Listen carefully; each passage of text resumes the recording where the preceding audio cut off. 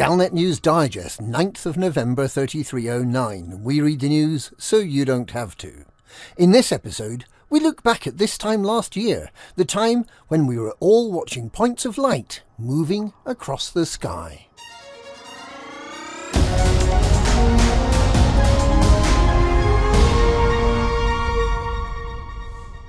On 30th of August last year, commanders had their first sight of a new moving star. But it was unlike any star seen before. Radiating a helix of light, this star, and 7 more that were sighted over the coming weeks, were travelling towards the human-inhabited bubble. And their malevolent intent was readily apparent. The coming of these wandering stars, which came to be known as rogue signal sources, or Stargoids, followed the failed attempt by Azimuth Biotech under its genocidal head, Dr. Caleb Wycherley, also known as the Witch, and as Salvation, to eliminate the Stargoids using Guardian technology coupled to a crashed Stargoid mothership, a weapon they called the Proteus Wave. The idea was that the Proteus Wave would shut down Stargoid technology, leaving their ships helpless and allowing Azimuth to harvest the alien technology for their own ends. It didn't go well.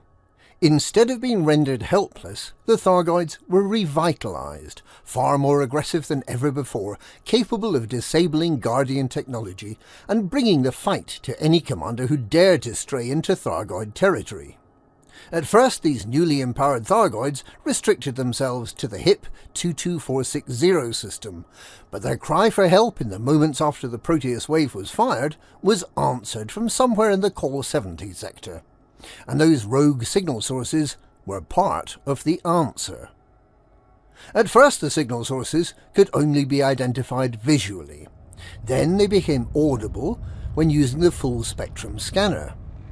After the Pilots Federation had installed a free upgrade, we could finally identify and range these RSSs. They were moving unbelievably fast, and they were heading towards us.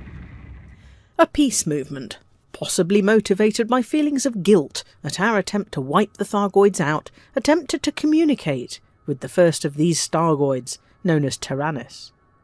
Their peace convoy, led by the megaship Kingfisher, intercepted Tyrannus in the Hyades sector YO-Q B5-1 system. The mission was not a success. If you need occupied escape pods, the wreck of the Kingfisher remains an excellent source of pre-packaged, peace-loving humans. And then, on the 29th of November 3308, rogue signal source Tyrannus arrived in the Hyades sector FB-N B7-6 system.